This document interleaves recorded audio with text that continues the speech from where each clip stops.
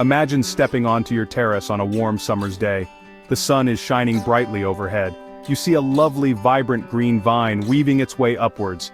And there, nestled amongst the leaves, a plump watermelon hangs. Growing your own watermelons is an incredibly special experience. It brings a little piece of the countryside right to your urban home. You don't need a vast, sprawling garden to achieve this. A sunny terrace, a balcony, or even a patio is quite enough. Think about the taste for a moment. A homegrown watermelon picked at its peak is so much sweeter. It's far juicier than any you are likely to buy from a shop. You know exactly what has gone into growing it.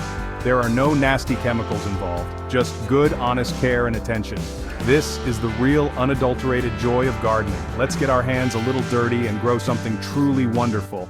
Are you ready to begin? I thought so.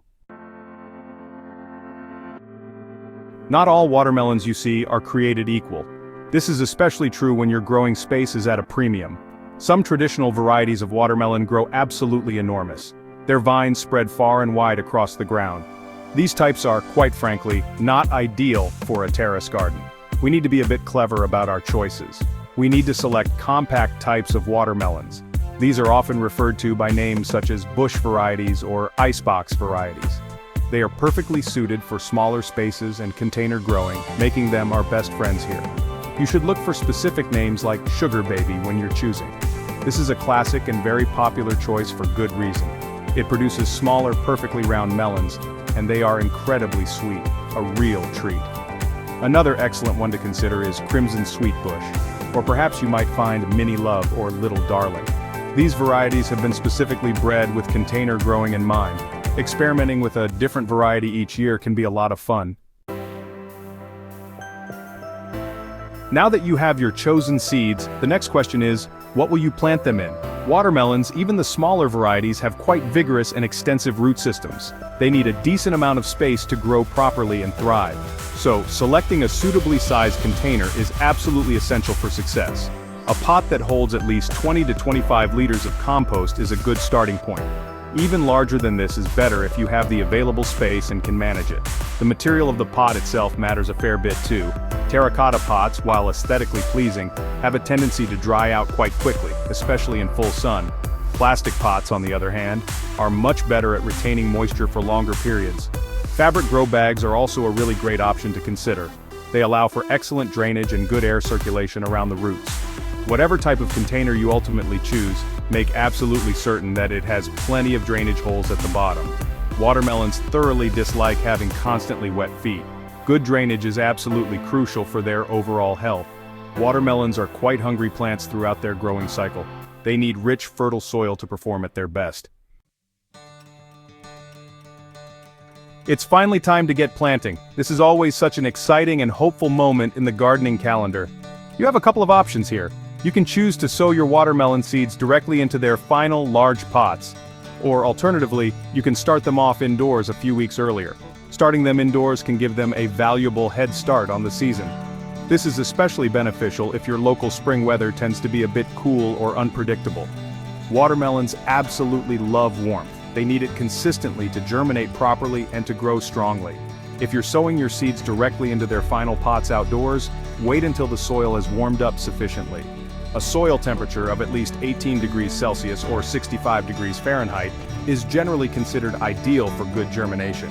Plant 2 or 3 seeds in each pot, sow them about an inch deep into the compost. Water them gently but thoroughly after sowing. If you're starting them indoors, use small individual pots for each seed. Plant 1 or 2 seeds in each small pot. Place these pots on a sunny windowsill. Section 5. Supporting your vines reaching for the sun. You know, watermelon vines, even those of the more compact varieties, can grow quite long and vigorously. On a terrace garden, we really need to manage this growth effectively. We simply can't allow them to trail all over the place, taking up valuable room. Training them to grow upwards is a very good and practical solution. This method not only saves a considerable amount of space, but it also significantly improves air circulation around the leaves and stems.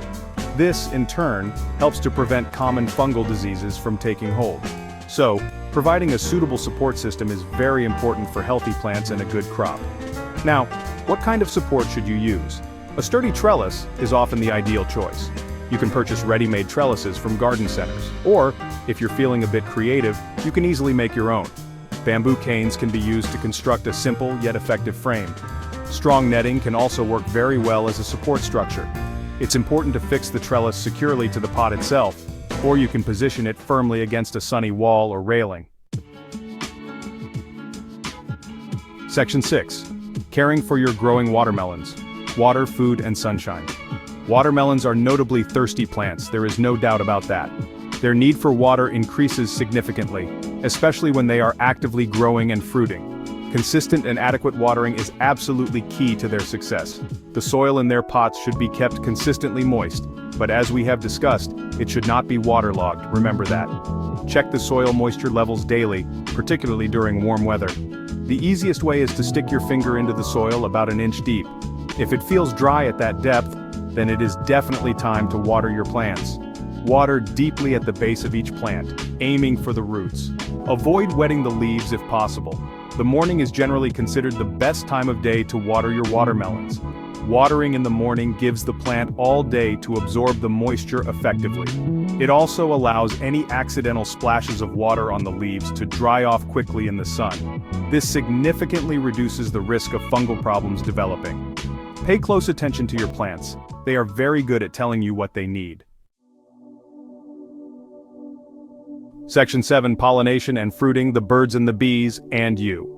For those lovely watermelons to actually form on the vines, the flowers need to be successfully pollinated. Watermelon plants, interestingly, have separate male and female flowers on the same plant. The male flowers usually appear first on the vine. They are identifiable by their relatively short stem. The female flowers, which appear a little later, have a tiny, noticeable bulge at their base, just behind the petals. This little bulge is, in fact, the miniature, unpollinated ovary, the potential watermelon. It is quite easy to tell the male and female flowers apart once you know exactly what to look for. Bees are the primary natural pollinators for watermelons, as they are for many fruiting plants. If you are lucky enough to have plenty of bees visiting your terrace garden, that is absolutely wonderful. You can encourage them to visit more often by planting other bee-friendly flowers nearby. Plants like lavender, borage, or marigolds are excellent choices for attracting these beneficial insects. However, in some urban environments, natural bee activity might unfortunately be quite low. Section 8. Nurturing the fruit and pest management, protecting your precious crop. Once your tiny watermelons start to visibly grow and swell, it is a truly exciting and rewarding time. All your careful nurturing and hard work is beginning to pay off. It is crucial to continue watering and feeding your plants regularly during this period. The plants need a tremendous amount of energy now to develop those fruits. As the watermelons get bigger and heavier, ensure that their support slings are secure and holding them well. You may need to adjust the slings or add extra support as they grow. You certainly do not want your precious developing melon to fall from the vine. That would be a real garden tragedy.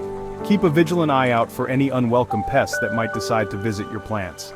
Aphids can sometimes become a problem, particularly on tender new growth.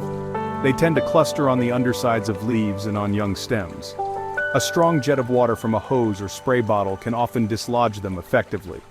Alternatively, you can use a mild soapy water spray.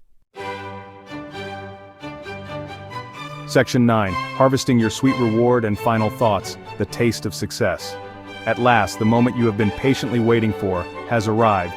How do you know precisely when your watermelon is perfectly ripe and ready for picking? It is not always immediately obvious, and it can take a little practice. Look for a few key signs that indicate ripeness. The tendril, the little curly shoot closest to the fruit stem, will turn brown and become dry. This is often a very reliable indicator. Also, observe the spot where the watermelon rests, if it is on the ground or where it touches its support. This ground spot will change color from white or pale green to a creamy yellow when the melon is ripe. Another traditional sign of ripeness is the sound the watermelon makes. Gently tap the watermelon with your knuckles. A ripe one should produce a distinctly hollow sound. If it makes more of a dull thud, it probably means it is not quite ready yet and needs a little more time on the vine. The skin or rind of the melon might also lose some of its bright, glossy sheen as it ripens. It might appear a little duller in comparison to an unripe fruit. It really does take a bit of practice to get a good feel for determining ripeness. Do not worry at all if you do not get it absolutely perfect on your very first try. It is all part of the wonderful learning process of gardening.